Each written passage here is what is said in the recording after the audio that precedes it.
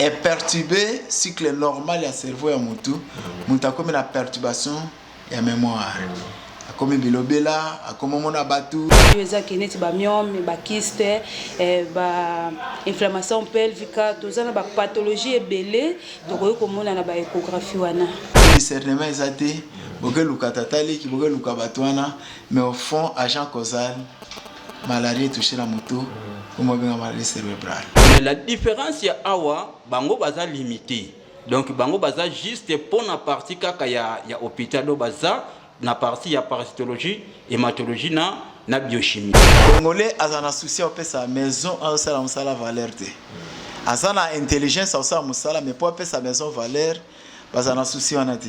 Vários exames. Eu até agradeceria se eu pegasse papel só para detalhar quais são os exames que nós fizemos aqui, mas são mesmo muitos exames que nós temos feito. Organisation mondiale ya santé ce qui a montré que Angola azana règle te ya santé mbele ba supprimant déjà médecine na kati Angola. Médecine ezali puisque liweza partout même la Kine je crois au balingaka mingi CHDTV News je crois et c'est au makas ko kuta suna mokolo lelo parce que lelo to kolobela kaka ndenge ezalaka na cadre ya découverte dans notre rubrique au boyebi moko ya ba élément na biso tozala na émission na biso bolingaka mingi et aujourd'hui nous sommes ici na municipio ya Viana. C'est ici que nous allons encore faire une grande découverte. La découverte lelo to kolobela o etali santé au big santé yango ezali la première chose où ils ont la vie à mutu sans santé ezali maratro. Alors le loto kolobela na centre na biso là vous allez nous découvrir ensemble qu'est-ce que nous allons développer par rapport à l'Italie santé précisément à na moko ya centre na biso ya moko ya bana mboka pe ensemble avec bino bolinga émission oyo pour se faire malade comme on a dans les détails. Merci. Vous quand on sait que déjà le début aujourd'hui tu es rencontré moko où ils allaient à la centre de santé na kati ya ville ya Luanda précisément na municipio ya Viana. Donc vous voyez que santé ndé ya monde ezali eloko important na vie ya moto. Et aujourd'hui je ne serai pas seul toza na moto moko to ekokutane a très spécial, c'est avec lui de tout ça la détail. Et par là je prends l'occasion directement de vous présenter Oboye Baye Soki Azali Nani. Bonjour docteur. Bonjour papa. Docteur Mandoko Balanda CHDTV News Bolingabaye Bayo on s'est présenté d'abord aux Anani à la santé. Naza responsable na niveau ya santé na centre na biso consultor NDJ eza na municipio ya Viana na Bairukao. Docteur le tokolobela o etali paludisme. Oui, paludisme eza maladie oyo ezosala ba ravage à travers le monde surtout na oyo ezwami na ma climat surtout dans le climat tropical, tu dis que maladie oyo ezala makambo ebele. Et vous quand vous êtes docteur spécialiste qu'est-ce qui est vraiment cette maladie? Alors docteur, qu'est-ce qui provoque vraiment maladie ou il y a paludisme? Bon, eza maladie vani mingi na ba région tropicale net na biso en Afrique et mingi salité mutezo bendango. Tango milieu eza malamu te ngungi aza na facilité ya ko multiplier pe fort na ye ya osala bazala na ye ya ko bota de temps en temps. Yango zomona ki na ba famille belé soki ake na ba centre de référence même na ba hôpital ya minene ya mboka malade eza mingi kati na bango eza nano malaria ezozanga te suite que ezo se multiplier mingi. En tant que vous êtes docteur spécialiste oui dit qu'est-ce que oyo et provoque la maladie oyo ndingo do biona bena olingana zonga na origine d'où vient cette maladie vraiment en réalité na ndinga ba spécialiste ba science ba lobaba maladie oyo euta na origine nini ce qui propriété eza vraiment makasité multiplication eso ça même la kati ya bandako ce qui maman azo ça la propriété makasité et sika o azo toucher te na ça la propriété et sika ngungezo bo mama alors tango azo bo mama bazo comme belé aza na facilité à kobima même na moi bovandi aye à suivre mutu multiplication salemi même na butu bazo bima 205 que propriété na il faut la makasi alors mesure préventive faut la makasi yango au mona que tokoki ko traiter na niveau ya médecine ba kisa malaria pesami ndenge toza déjà na ba antipaludique net ba quartin ba kinini ba artéméter. Alors à cause on a eu guérison mais guérison après quelques minutes à cause on a affecté pourquoi pour ces préventions ça manqué lokola ngungi aza déjà na kati tobengani ete guérison ezala te yango faut tolutte mingi mpe na mesure préventive na kati ya mesure préventive il faut basystème ya moustiquaire ezala mingi moto ameli kisi aki azolala na se ya moustiquaire moto ameli kisi azolala na se ya moustiquaire yango ekozala epa na biso tant que traitement efficace ya kopesa conseil na population na région tropicale tozovivre pour sans prévention ezoboma batebele. Merci beaucoup, docteur. Je crois, docteur, docteur vraiment qui est déjà moins rapide parce que tu préparais déjà une mesure préventive, mais il est déjà à répondre déjà à la question. Mon père, mais tout tout dans le niveau préventif. Mais docteur, tu as dit que maladie ont été découvert depuis longtemps, à niveau international. La communauté internationale va jouer concernant la maladie, mais toujours continuer comme on a toujours ravagé le salama, toujours il y a toujours des irrégularités dans le niveau, surtout il y a des régions où ils ont des maladies. Alors, en tant que médecin, spécialiste, qu'est-ce qui se fait? Comment ça raisonne que tout est toujours en retard par rapport à l'Italie? Mesures sanitaires. Bon, le problème est que si on a vu les mesures sanitaires, on a déjà moi et là il y a la prévention. Et là que si on a vu la prévention. L'Organisation mondiale de la santé a multiplié bakis na bakisi pour la malaria. Mais ce qui mesure préventif est absoluté tobimate. Puisque mon à cause à la traiter les labimi. Tout ça na cas endémique. Accueilli Kovola la Libanda, accueilli na Zamba, accueilli Kokota la mutuka moko soit ezali na ba conditions ya bien te pour ça na ba mituka mosusu eza abandonné na parc na tonge bandi transport ngungi pesa na kati pour ces mesures préventives na kati ezate. Donc chose nde otozolinga ke emeka kosunga biso ezaka mesure préventive.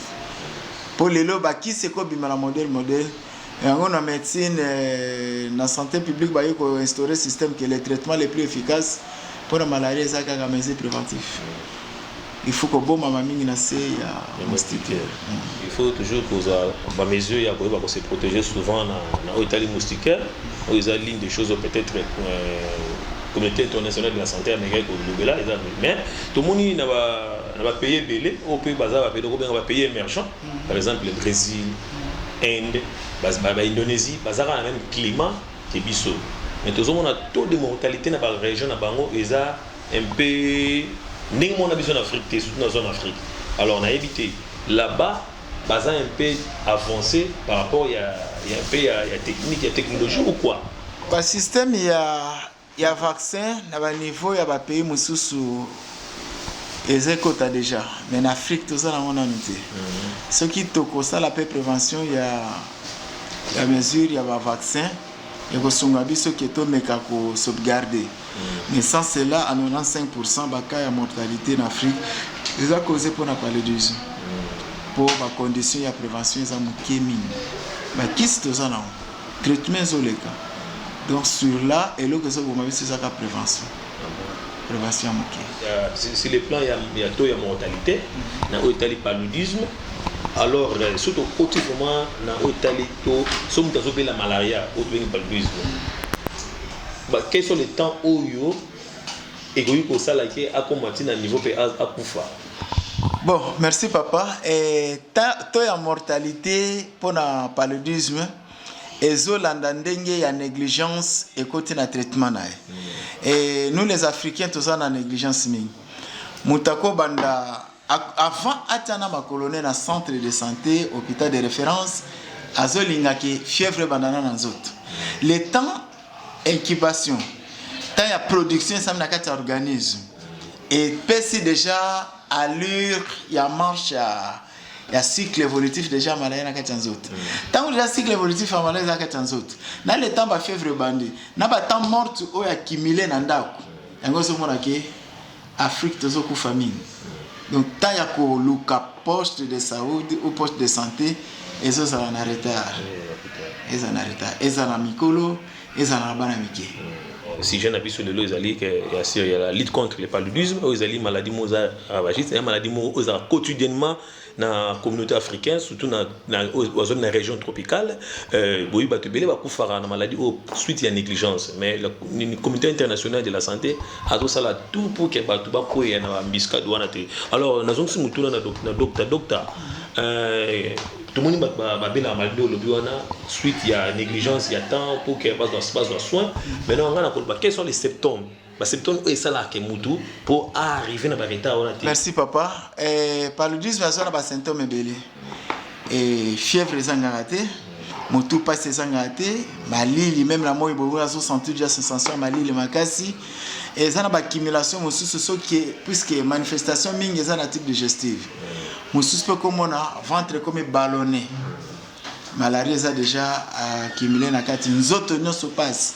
Au sentinette mutu moko ba beta ki obi asale musala makasi, mukongo pasi, ayaka na ba symptômes belé. Il y a des fois monoko comme bololo akoka kozasuna goûter, mosusu ko pesa ba symptômes pe ba fièvre na monoko. Basole bambebu, nous sommes ba symptômes ya paludisme.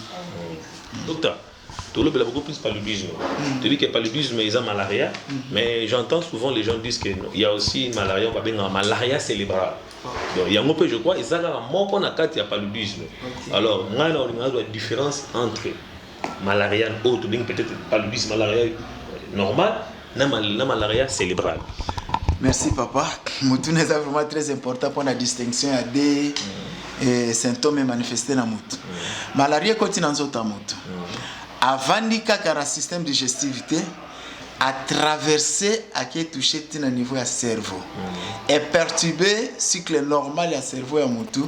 Moutou a comme la perturbation et la mémoire. Comme bilobela, comme on a battu, et on a essayé de battre un maming. Ah non, on a tatali kazoya. Mpotu banga mbeli nazo mona bato azo kanganga basinga na kati hôpital so discernement ezate boge luka tatali ki boge luka batwana mais au fond agent causal malaria touché la moto comme bien maladie cérébrale le cycle de jet tambouli et qui touché la moto.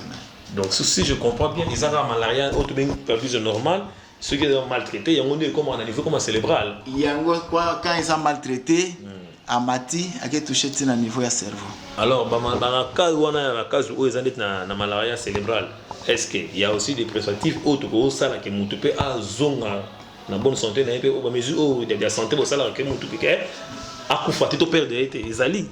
Oui, les traitements efficaces, il faut ça vraiment traitement à la continuelle et besoin traiter peu les symptômes à se présenter et ti situation ya collègue. Moi passé tout ça yango. Moi c'est aliba la zoto na mobile ne au naza wapi ndako eza ye mais azoto na mobile ndako ya nani donc na français to bien logoré akomo le baba biloko contraire ya normal mais azongi bien la minute peut voyager à Portugal sans bonne santé à reconnaître bateau. La paludisme c'est une maladie on a une maladie quotidienne pour les Africains hein tout est na carte d'Afrique. Il y a les pays tropicaux. La plupart des pays subsahariens, ils ont un climat tropical. En dehors, peut-être, l'Afrique d'ici, dans la Namibie. Tout le monde est allé pour le paludisme. Est-ce que le paludisme, ils ont un climat tropical ou peut-être un climat moussou? Vraiment, c'est très important. Et Ngungia supporte la malilité.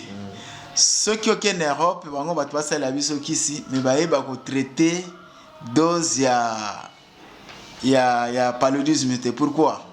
Parce que pas na bango malaria existe penza te na mutu asa basé kuna mali les amis ngunga supporter mali l'été doit venir sika moyo zali. Alors yango zo mona même na ba climat autokota net na saison 16 boye to ya ngungi na banda kwa dimia parce que atmosphère échanger ce climat comme mali makasi yepa kimia luke sika moyo ameka se réfugier bango kuna baza bien plus que 8 degrés ngunga vivre te -9 à vivre te. Alors, il faut que na 37, 40 degrés, azo vivre très bien, azo produit très bien. Kuna bango ezate suite à climat. Et là que ça différencier biso culture climat.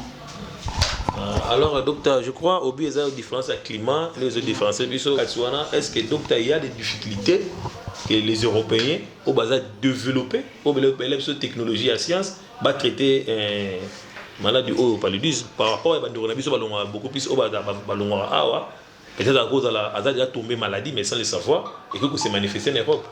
Bon, tous mon ami bandeko ba sala ba voyage avant de voyager a souhaité nana za la bien traité a celle examen sa malaria à voyager les difficultés zanine. Nous avons la facilité de traiter les maladies à courant. Aux okutana souvent même si les données sont là. Mais ceux qui bossent en courant bossent toujours na difficulté na ba ko traiter mais bossent na facilité net biso to vendre les jours au jour. Banda tongo na siko combien de bons il y a paludisme tozui. Et un examen qui a négativité banda to côté 7h siko to ça 15h. Bien c'est ça positif, ça positif, ça positif. Et na bango ko comme boype négatif. Il peut prescrire comme la bango kiss. Mais bateau va basé nango biso bateau kuta nango souvent. Bon, les Africains le quoi va comprendre que Europe ngungi penza eza Clément ngungi azala penza te avant kende balingasa mi ba examen de routine. Asali ba examen na ya se prévenir et ba komikisi mususu asupe kisi na ya voyager nango potango akoma kwa na difficulté te. Mais ceux qui a moni que ezali avant voyager vraiment il faut se traiter pour une bonne mesure de prévention et de santé. Merci beaucoup. Okay. Je crois que toujours le docteur il est en train de nous donner les détails parce que c'est un spécialiste, il y a un médecin, mais surtout ça et la réponse est où tu n'as pas spécialiste. Docteur, j'espère que vous avez un sida de Luanda, vous avez un moto beaucoup plus dans l'hôtel Moussala. Quelles sont les difficultés que vous rencontrez dans la communauté dans la citadine ou dans la ville à Luanda concernant beaucoup plus dans l'hôtel maladie à malaria? Bon, les Africains, baza tetuming. Bakai belé toi kakuta nango, oyeso mema mingi penza na liwa akoya hôpital. Tango moni qui vraiment sentir mabe. Qui a son souci moko za malade. A ça la check-up normal, consulta normal, na volonté penza zo marché. Na santé lo te mena kino hôpital na yeba. Na zo kanine. Ba difficulté tout ça na tango comme déjà situation ils a déjà avancé. Alors, est-ce que si vous avez limité, il faut que ça la transfert. Transfert ici, comme on peut comme limité, il faut ça la transfert. Tant qu'on est à l'hôpital de référence à Souka, on est en retard, mutakufi. Bon, ça la analyse, malaria bomemot. Bolandi, on a assez HTTV News. Bolandi, le docteur, il a donné presque tout. Dans l'Italie, notre sujet du jour, ils ont mis lutte contre le paludisme. Il a donné des détails concernant la paludisme. Alors, nous sommes à travers le monde, pour ceux qui conseillent, et bandeko va voyager. La communauté congolaise, la communauté nyonso au voyage. Je crois que ceux qui conseillent, je crois conseil on a et puis si nous beaucoup plus de leçons, peut-être beaucoup de mesures de préventive. Et je crois que nous allons continuer, nous allons prendre une petite pause et nous allons revenir. Afi Matondo. Et à tozana consultant médico NDJ awa na zana salle ya échographie. Bon, awa na salle échographie makambo elikana bien neti biso atozana périphérie na bairo tozalia mingi tozwa échographie ya basazemi ba mama tant ba yaka pour salle échographie ba yela mingi ko ba sexe nzoka na échographie zaka te pour mutaye ba sexe surtout ba échographie ya basazemi échographie obstétrique zala soki bango baya kaka na bota mwana nini moi si to bal nzoka tango oye na échographie biso to zala na posa to eba état général ya mwana est-ce que mwana za bien mwana na kati ya libumu to yeba to tala même cerveau na ye tango to sala échographie morphologique to zwaka ba organe nyonso ya nzoto ya mwana kaka na kati ya libumu na ko yeba ke mwana akobota mana malformation to akobota ma normal mais eloko to mona ka mingi ba mama tango bayaka azaka na posa na obota mwana nini moi si to mobali nzoka eza bongote il fallait bayaka mingi pona ko yeba état général ya mwana. Oui, tozana ba échographie ebele. À part ya basa zemi tozana ba échographie neti na kolo ba pelvica. Na échographie ya pelvica eza mingi ba mama mutu basala ngo eza na part ya gynécologue. Eza pelvica eza pena endovaginal. Endovaginal to sala na sonde fait ko tapena partie ya vagina mais pelvica normal to sala na sonde ya partie ya bas ventre.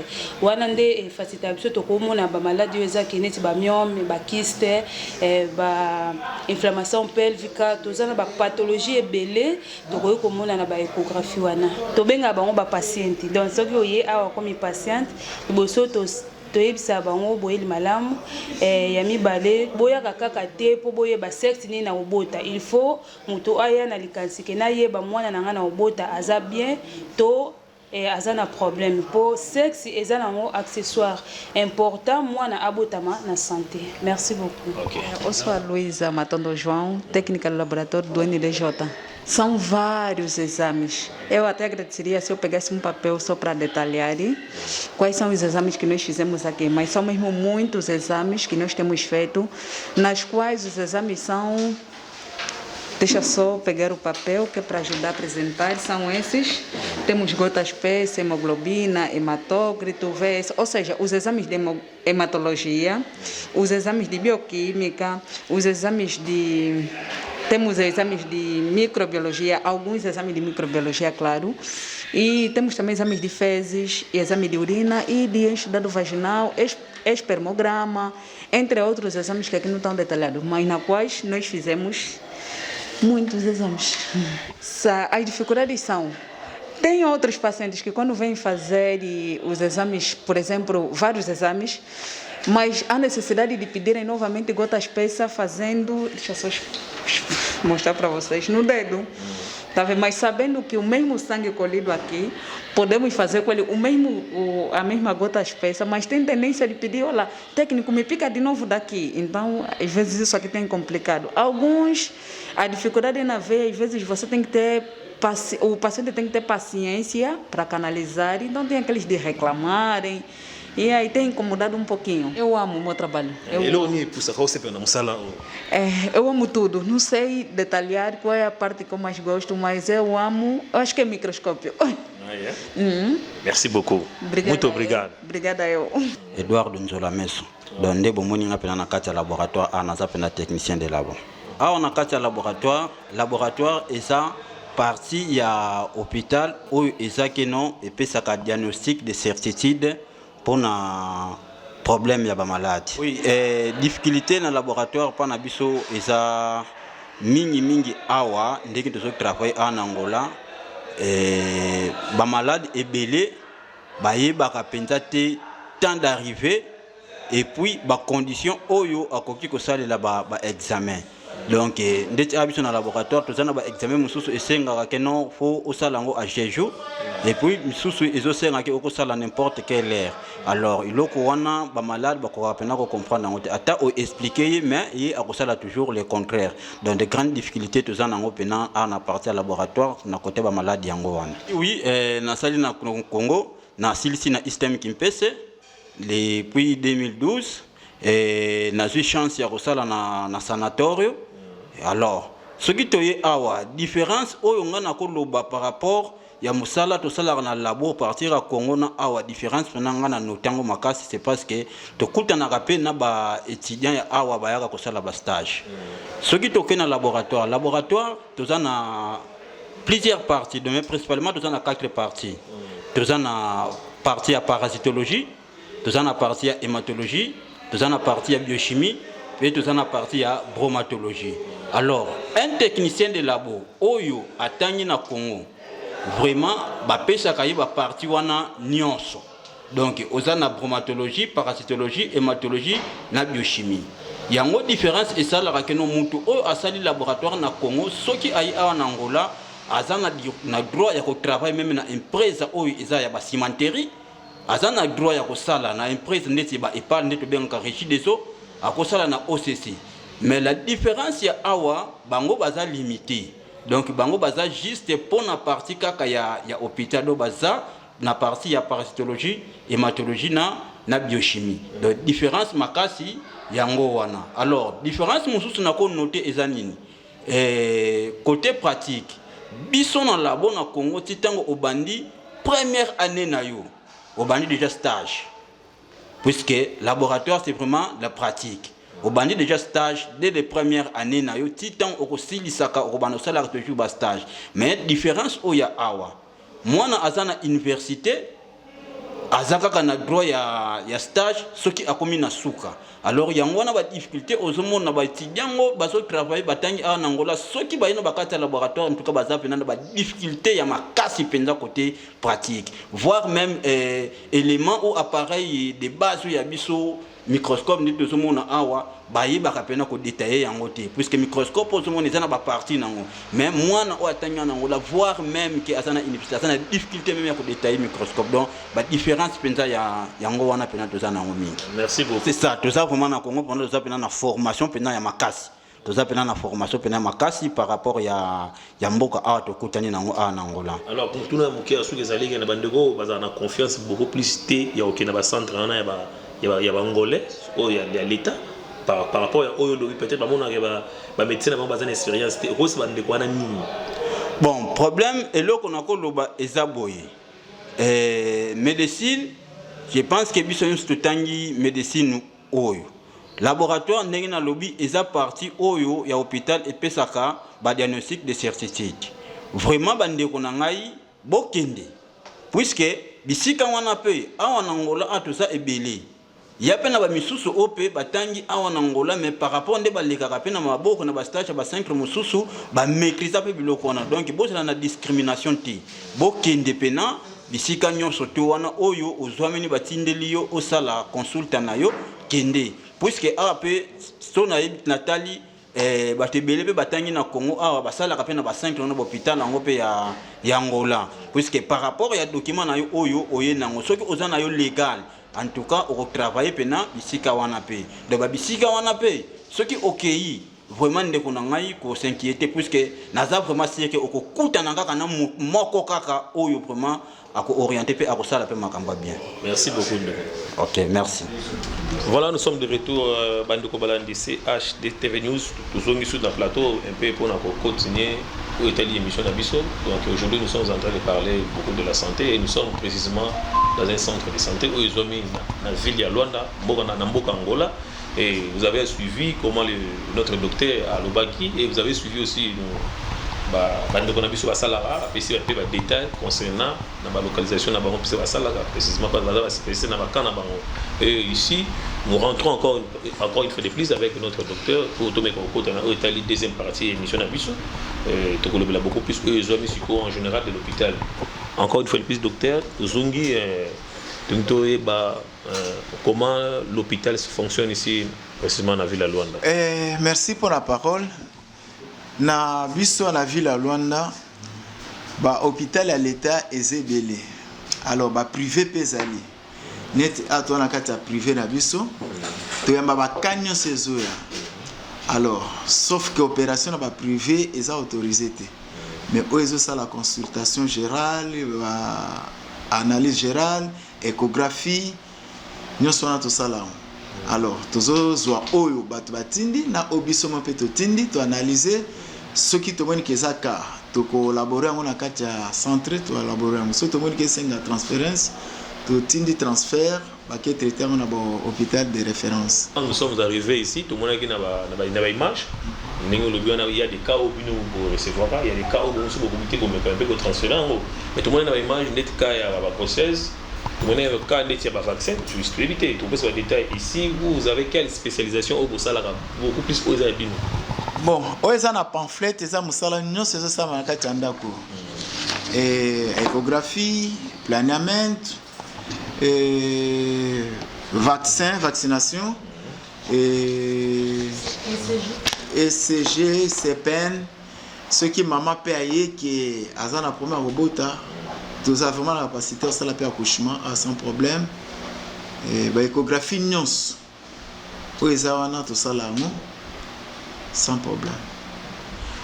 Docteur, tu dis que vous avez la communauté congolaise, vous avez maîtrisé Moussala, vous avez raté à Luanda, tout le monde a congolais belé, pour faire médecine, le rôle et belé tout na tout na bango dans la difficulté belé va répondre non ils ont des difficultés il y a comment maintenir Moussala bango sala yango problème ya otanga libanda ya pays pour que ça la mboka mususu c'est question za kana légalité ya document gouvernement angolais aboya mutute o nyoso yebeta porte pour Moussala na ba domaine nyonso soki oye oke na direction net biso toke na direction ya santé na ministre ya santé ba tindaka oya na ba document otangeli libanda à partir ba document na esenga une légalisation ya ba document et puis légalisation ba document na ba opesa ka tendenge ebeta porte il faut passer la retour ici kotanga retour on est sama par voie internet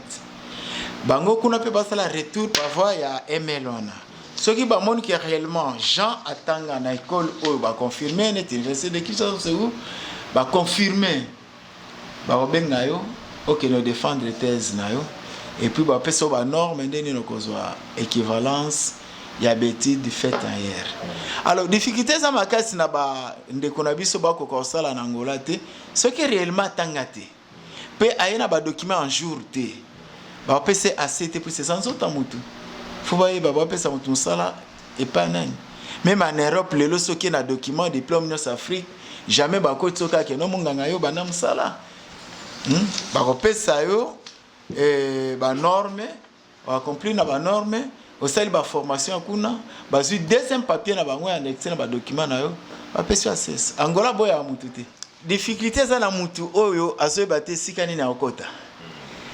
Puis c'est tango inspection de santé à côté na terrain document no samona ezangi akanga centre te autorisaka kende na direction ya Saoudi au sala biso document oyo ezosanga soka kuti pe mezo na document te inspection ya Saoudi akanga centre te atindaka kende na bureau na biso traité document o bakoya batali norme ba condition ya ndako ezali so ba moni ke ndako eza na condition esengeli et continuer mesala nango ya santé a to benga ngo visturi aya sali visturi apesi bino ba document mais so moni ke loke so sanga to kozwa pete sika ba traité batman zanzanyo sezo mona na molunge mutaza na sala consultation zo transpirer on s'appelle na bonne mémoire tende no comme ya mutukisi. Et ça va condition l'état zolingasio bandeko balimba sala na ba condition na te ba osomona ki Angola musaki mungangeza pas suppose un document non je crois volanda docteur azo pesa ba détail bandeko o bazana besoin aux infirmiers aux docteurs aux spécialistes je crois bozolanda donc si vous avez besoin de travailler ici na Luanda na Angola mobimba vous avez un cas pour remplir les conditions au docteur à l'Obiwana. Donc, il est simple, il suffit seulement de se présenter, de présenter le document, le diplôme, et aux avantagés pour ça. Alors, docteur, il y a eu au Angola, au Congo démocratique, plus ou moins temps et délai, différence ni entre Congo démocratique et Angola, dans l'Italie santé, quelles sont les rigueurs au Angola à Beta Catolo, au Congolais, à la peine négligence. Et kotanga sur la santé biso nyonso tozotanga po toservi nzoto ezaka moko alors selon rigueur ya bacondition congolais aza na souci opesa maison aosala mosala valeur te aza na intelligence aosala mosala mais po apesa maison valeur baza na souci wana te.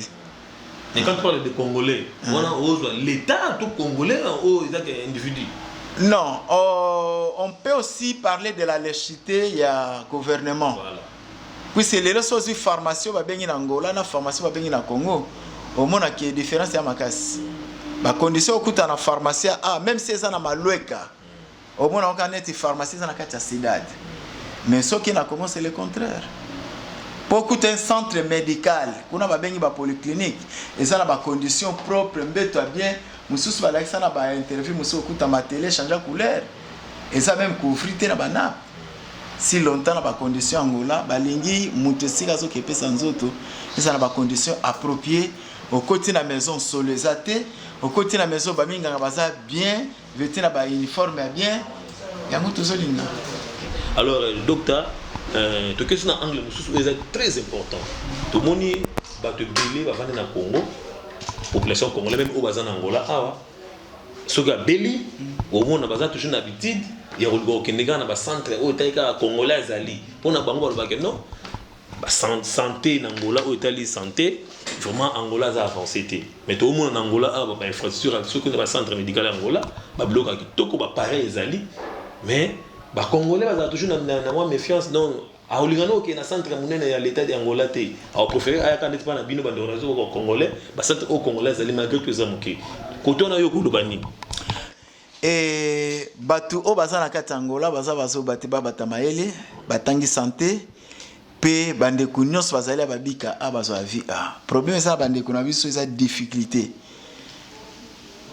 ya ko dialoguer esika zo koma pour ceux qui ayebi ne fiske ko kozana dialogue devant munganga esika kei azana facilité obeta porte aza limité puis ça zoloba portugais bien te ya kobanga ceux qui na ke na ko expliquer malamu te alors malamu na zonga kana originalité nanga obela luka bandeko oyo baza ya mboka nanga na zo traitement mais sur la santé vraiment Angola za posé ya mamutunus to bengana batute awa peto ya babatu mususa ye azo baka munoko mboka ya a to benga mutu ayoka ngo lokola déjà tema kolona kati asali interprétation to traiter ndekwana même na hôpital ya minene ya référence ceux qui mutamangala supposons ba lokoti na cas d'accident bande kono ba zo yote ba luka centre batamangala okwe na kati le temps ko récupérer bakoyoka yo so ba sentir que ça difficulté ya langue ba benga mutasa pembeni a traduire na docteur a traité au bimi ozonginda donc soza malade ko bangate e ba centre Angola pe et ça la ramsana ngo mais d'autres mutuna mutu ezali d'autres mutuna fo me kape ozango ko na bosolo makasi parce que ndoko na biso ya uta na Congo pe ba ndeko baza na Congo souvent ils disent que non biso ba congolais toza avancé na hôtel musala métier et bangolais te ba so ba nga ba ibu le côté baza ba retardataire ba maîtriser makambo te mais baza na ba matos et par là na ngolo ka ngai vraiment bosolo biso wa congolais toujours maîtrise pe enseignement qui toko formation ko le bangolais na hôtel médecine. Merci pour la parole et ce totali malamu Organisation mondiale ya santé ce qui a montré que Angola azana règle de santé mais ba supprimer déjà médecine na kati Angola médecine ezali puisque liweza partout même na Kine ça bande ko bauta ape bakenda Congo azongite mais ba traiter sika au choix salama ki akendo za la traiter donc na kati otema mopuse na question on mutuna na lobi ezandi na ba cadre donc tout deviner na ngamu tout le l'avenir enseignement peut-être ba professeur c'est-à-dire ba docteur na musala oyo ba spécialiste c'est comme si ba congolais de ba dans ba spécialiste ko lega bangolais mutuna ngazaki wana bon les deux cas nous avons si ba spécialiste bazali mais médecine le ndenge penza qui les a assu à cause de la 95% na ndenge za assu à cause de la 95% na ndenge za assu mais un peu ba professionnel bazali parce qu'il y a la vie et si ka ba toazo vivre ya la santé zali ce que ça a été mais chaque jour tout le monde a ba fo ezo mata bato bakenda libanda ka ba pays mais le corps bazali il y a la vie. Merci beaucoup docteur je crois eza esengo makasi kokuta na lelo ko ba détail belé donc dans un esengo makasi bando bala ni tozo ko avancer tozo ko pousser na pays malé mais vers la fin ozonga peut-être mutuna suka na o etali ba matériel o etali o sala que non musale salama otomoni ebelé babiki Angola za avancer na technologie par là s'il y a un conseil au papier que ça va détailler si avancement de technologie par rapport au Congo démocratique c'est important bato bazola na mobimba peut-être non voilà Angola va avancer Congo va des avancer voilà Congo face à la bonne éviter ce message européen ça va. Merci pour la parole. Angola sincèrement ndenge gouvernement azo construire ba hôpital naé aza avancer na ba matériel même si au côté sur le plan matériel na hôpital nous ça minene équipement et ça makasi ya makasi azo s'investir pour que banamboka bazwa vraiment kobika ba matériel les amakasi na ba docteur congolais au ba sali médecine na Congo est na Angola baza na considération concernant document oyo ayenango so continent na ça c'est quoi papa na kuka hôpital les na kuka wana nani Kajouer. Majorité ba minga bana Kajouer baba tamangala ba uti batangi ba na Kinshasa ba yena temps selon ba ordre gouvernement pesi ba so travail azo considérer ba.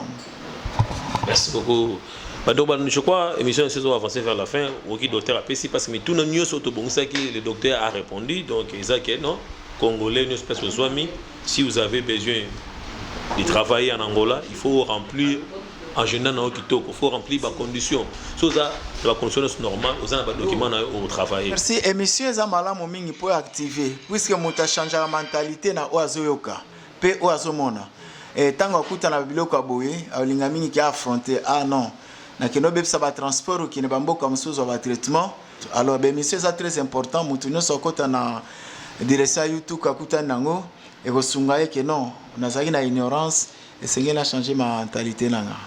Bon, Nanzela Singa Nazana 936 55 95 96 et na bengami na komo Armand Kainga Dibaya. Tout ça vraiment dans la médecine générale en Angola. Le numéro au docteur Apesi, bocha juste code de Liboso, bocha plus 244. Au monde vous avez la facilité à cause du docteur. Ceux qui ont partout à travers le monde, vous avez en France, vous avez partout, vous avez en Congo, Brazza, vous avez Wapi. Même vous avez dans la province en Angola, ceux qui ont dit non. C'est le moment peut-être aux régions du docteur, il est là, à PC numéro naï, donc aux en facilité à santé non parce que ce monde les choses sont très bien, donc il y a du sérieux vraiment. Donc merci beaucoup on est dans la émission Nabiso, je crois, on est là, biso za soda nabino to tika binote, ne to lobaka to beta masolo nyonso. Vous avez vu l'autre fois, tu masolo politique, l'autre fois tu masolo il y a découverte environnement. Et aujourd'hui, nous sommes à la santé, donc ils ont un cadre de découverte au petit communauté. Je commence à remercier la famille Landou en général. Papa Landou, maman Wumba, na Belgique, Nadine Landou, docteur Landou Junior, Christine Landou, Chimène Landou, na Belgique toujours. Sans oublier, je prends aussi l'occasion de Todos Irmãos Unidos, Afi Matondo, Simão Kao Diengo, Domingos Tekasala, Fernando Malueka. Donc je vous remercie beaucoup la famille émission et à tout le monde au Balinganga CHTV News. Continuez toujours à chatter, continuez toujours à nous suivre. Donc nous continuons toujours de résister parce que Bino Bozali wana. Et je prends l'occasion de remercier mon réalisateur qui est vraiment un grand personnalité. Il a coupé sa respect, ma case des Papa Michel Archange Matondo. C'est grâce à lui que nous sommes en train d'avancer. Ce qui a zalité est vraiment pas si ming. Et je vous prends congé. J'espère que si Dieu nous donne encore la force, on va se retrouver à la prochaine numéro. Portez-vous bien. Bye.